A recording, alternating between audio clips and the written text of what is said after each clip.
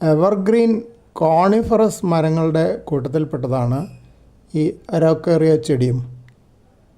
പറമ്പിൽ നടുകയാണെങ്കിൽ നല്ല ഉയരത്തിൽ വളരും. ഞാൻ പല സ്ഥലത്തും നല്ല ഉയരത്തിൽ വലിയ മരമായിട്ട് വരുന്ന കണ്ടിട്ടുണ്ട്. 200-250 അടിയൊക്കെ ഉയരത്തിൽ പൊങ്ങുന്നതാണ് പറയപ്പെടുന്നത്. പക്ഷെ അത്ര വലുത് ഞാൻ കണ്ടിട്ടില്ല. പിന്നെ കോണിഫറസ് എന്ന് പറയുന്നത് കോൺ പോലെ മുകളിലുണ്ടാകുന്ന ചെടികളായതുകൊണ്ടാണ്. എവർഗ്രീൻ എന്ന് പറയുന്നത് എല്ലാ കാലത്തും പച്ചപ്പുണ്ടാവും. നമ്മുടെ നാട്ടിലെ എവർഗ്രീനിന് വലിയ പ്രത്യേക കണക്കൊന്നുമില്ല. എല്ലാ ചെടികളും എല്ലാ കാലത്തും പച്ചയായിട്ട് തന്നെ കാണുന്നത്. പക്ഷേ ചില സ്ഥലങ്ങളിലൊക്കെ ഇല ഒഴിയും കാലമൊക്കെ ഉണ്ടല്ലോ, ഇലകളൊക്കെ കംപ്ലീറ്റ് കൊഴിഞ്ഞു പോകുന്ന കാലമൊക്കെ ഉണ്ടല്ലോ. അങ്ങനത്തെ സ്ഥലങ്ങളിലാണ് ഈ എവർഗ്രീൻ എന്നതിന് പ്രാധാന്യം കൂടുതൽ. നമ്മുടെ നാട്ടിൽ ചെടികളെല്ലാം മിക്കവാറും എല്ലാം എവർഗ്രീൻ തന്നെയാണല്ലോ. ചെടിച്ചട്ടിയിൽ വളരുന്ന ഒരു കോഡിലിൻ ഫ്രൂട്ടിക്കോസ ചെടിയാണിത്. മഴ പെയ്ത് വെയിലിൻ്റെ ശക്തി കുറഞ്ഞപ്പോൾ ചെടിയുടെ ഇലകൾക്കൊക്കെ നല്ല ഭംഗിയായി.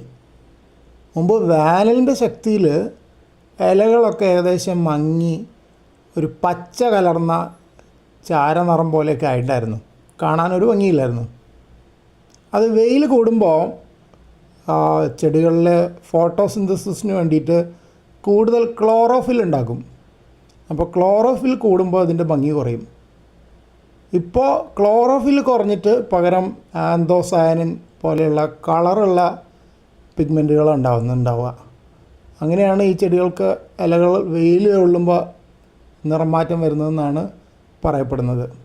എന്തായാലും ഇപ്പോൾ കാണാൻ നല്ല ഭംഗിയാണ്.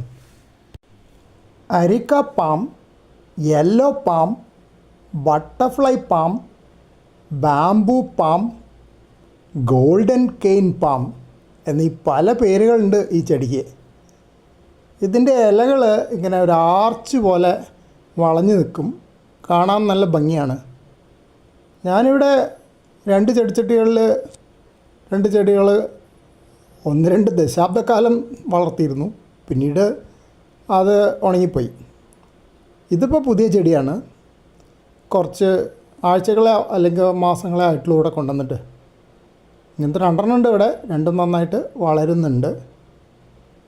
ഇത് മുറ്റത്ത് നടുകയാണെങ്കിൽ നല്ല ഹൈറ്റ് വയ്ക്കുന്നതാണ് പറയണേ. 6 മുതൽ 12 മീറ്റർ വരെ ഹൈറ്റിൽ വളരാൻ സാധ്യതയുള്ളതായിട്ട് പറയുന്നത്. പക്ഷെ ഞാനിവിടെ മുറ്റത്ത് അങ്ങനെ നട്ട് നോക്കിയിട്ടില്ല. മുറ്റത്ത് നടാൻ സ്ഥലവും ഇല്ല. അത്ര വലിയ മരം പോലെ ഇവിടെ എന്തായാലും സാധ്യതയില്ല. പക്ഷേ മുമ്പത്തെ അനുഭവം വെച്ച് നോക്കുകയാണെങ്കിൽ ഈ ചെടിച്ചട്ടി തന്നെ ഒരുപാട് കാലം വളരാൻ സാധ്യതയുണ്ട്.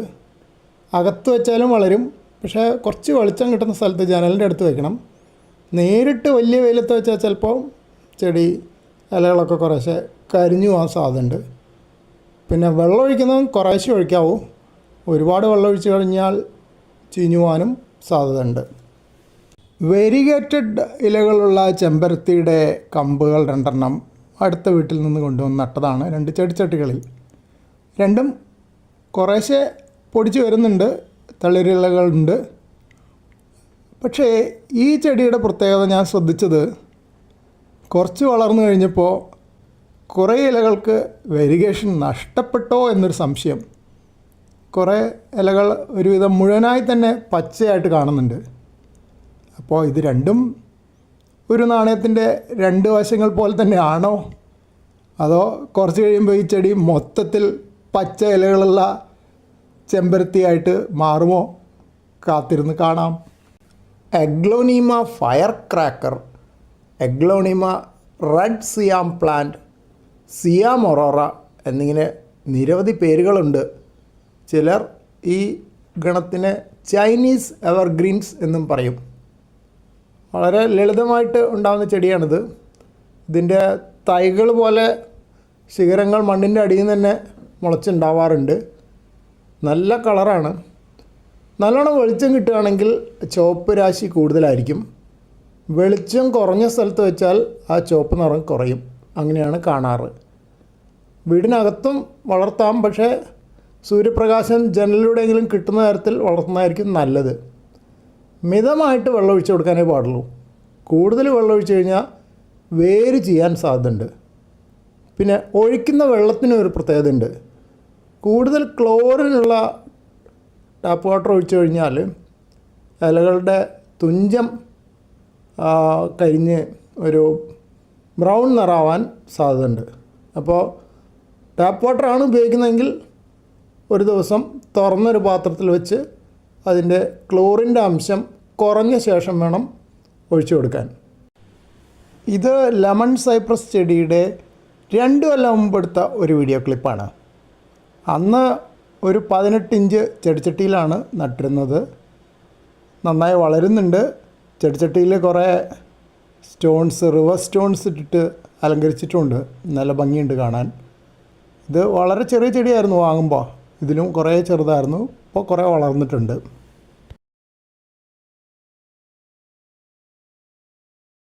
ഇത് ഇന്നെടുത്ത വീഡിയോ ക്ലിപ്പാണ്. നല്ലോണം ബുഷി ആയിട്ടുണ്ട്. ഒരുപാട് ശിഖരങ്ങളും നല്ല ഉയരം വെച്ചിട്ടുണ്ട്. ഇപ്പോൾ ഇത് ഏകദേശം ഒരാളെക്കാട്ടും കൂടുതൽ പൊക്കമുണ്ട്. ചെടിച്ചട്ടിയിൽ നിന്ന് നോക്കിയാൽ തന്നെ ഒരാളെക്കാട്ടും നല്ലോണം കൂടുതൽ പൊക്കമുണ്ട്. അപ്പോൾ ഒരു ചെറിയൊരു മരമായി തന്നെ വേണമെങ്കിൽ പറയാം. ഇനിയിപ്പോൾ അതിൻ്റെ ചില്ലകൾ പ്രൂൺ ചെയ്യണോ എന്നും കൂടെ ആലോചിക്കേണ്ടി വരും. അത്രയ്ക്കും വലിപ്പമുണ്ട്. റിബൺ ഗ്രാസിൻ്റെ മറ്റൊരു പേരാണ് റീഡ് കാനറി ഗ്രാസ്. ഇവിടെ കൊച്ചു ചെടിച്ചട്ടികളിൽ ആണ് വളർത്തുന്നത്.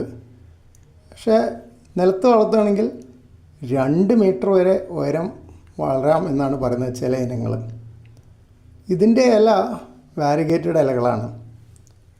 മുഴുവനായും പച്ച നിറമുള്ള ഇലകളുള്ള ഇനങ്ങളും ഉണ്ട്. പിന്നെ ഈ ചെടിയുടെ ഒരു പ്രത്യേകത ഫൈറ്റോ റെമഡിയേഷൻ ചെയ്യാൻ ഉപയോഗിക്കാവുന്ന ചെടികളാണ്.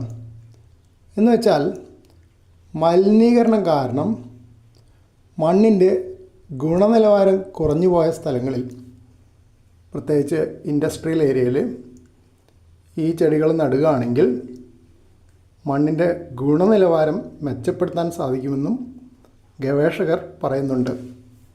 19-ാം നൂറ്റാണ്ടിൽ സ്പെയിനിൽ ഉണ്ടായിരുന്ന ബോട്ടണി പ്രൊഫസർ സാഞ്ചയുടെ പേരിൽ നിന്നാണ് സാഞ്ചേസിയ എന്ന പേര് ഈ ചെടിക്ക് കൊടുത്തത്.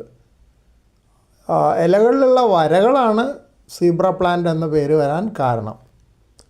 ഇത് സാധാരണ കുറ്റിച്ചെടിയായിട്ടാണ് വളരുന്നത്. ഈ ചെടിക്ക് വെയിൽ വലിയ ഇഷ്ടമില്ല. അധികം വെയിലുള്ളിടത്ത് വെച്ചാൽ ശരിയാവില്ല. മാളുകളിൽ അല്ലെങ്കിൽ സിനിമാ തിയേറ്ററിലെ ലോബി അങ്ങനെയുള്ള സ്ഥലത്തൊക്കെ വയ്ക്കാറുണ്ട്. പിന്നെ ഇവിടെ ഞാൻ ചെറിയ വെയിലുള്ളിടത്ത് തന്നെയാണ് വെച്ചിരിക്കുന്നത്. തിരക്കില്ലാതെ വളരുന്നുണ്ട്. പിന്നെ ഇതിൻ്റെ ഒരു ചെറിയ കമ്പ് നട്ട് വേറൊരു ചെടിച്ചട്ടിയിൽ വെച്ച് കഴിഞ്ഞാൽ തന്നെ വളരെ എളുപ്പത്തിൽ മുളച്ച് വരുന്നുണ്ട്. ഇവിടെ കുറേ ചെടികളുണ്ടായിരുന്നു. പിന്നെ അത് പല സ്ഥലത്തേക്കായി മാറ്റി നട്ടു.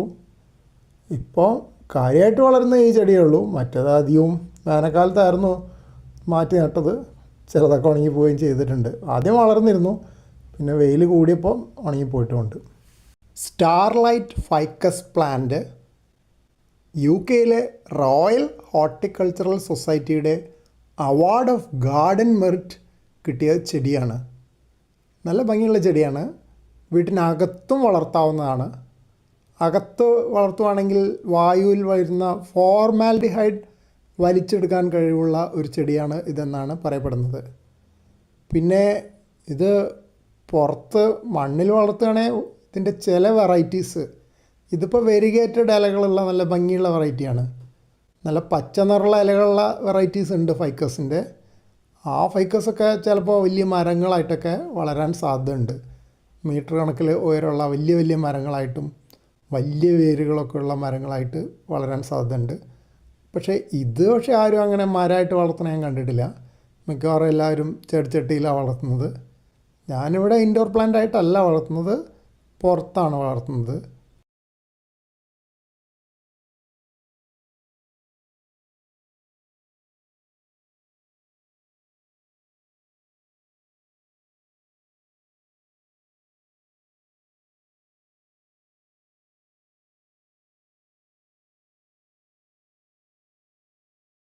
നഴ്സറിയിൽ ഈ ചെടിയുടെ പേരെന്താണെന്ന് ചോദിച്ചപ്പോൾ ചീര എന്നാണ് പറഞ്ഞത്. അപ്പോൾ ഞാൻ ചോദിച്ചു കറി വയ്ക്കാവുന്ന ചീരയാണോ എന്ന്. അപ്പോൾ പറഞ്ഞു അതുറപ്പില്ല. ആലോചിച്ച് നോക്കുമ്പോൾ പണ്ട് കാലത്ത് ചെറുപ്പത്തിൽ ഇതിനോട് സാമ്യമുള്ള ഒരു തോട്ടച്ചീര വീട്ടിൽ നട്ടു വളർത്തുമായിരുന്നു. ഇപ്പോൾ അടുത്ത കാലത്തൊന്നും അത് കണ്ടിട്ടില്ല, വളരെ ചെറുപ്പത്തിൽ. അത് നമ്മൾ തോട്ടത്തിൻ്റെ അതിര് പോലെയൊക്കെ നല്ല ഭംഗിയിൽ വെട്ടി നിർത്തും. അത് കറി വയ്ക്കാനും ഉപയോഗിക്കുമായിരുന്നു. കൃത്യമായിട്ട് പറഞ്ഞാൽ ഇതുപോലെയല്ല, കുറച്ച് വ്യത്യാസമുണ്ട്. അത് കറി വെച്ചാൽ നല്ല രുചിയാണ്. ഇത് ഞങ്ങൾ കറി വെച്ച് നോക്കിയിട്ടൊന്നുമില്ല, കാരണം ഇപ്പോൾ വലിയ ധൈര്യമൊന്നുമില്ല അങ്ങനെ പരീക്ഷിക്കാൻ. ചെറുപ്പത്തിൽ പിന്നെ നല്ല ധൈര്യമായിരുന്നു, എന്തും പരീക്ഷിക്കും.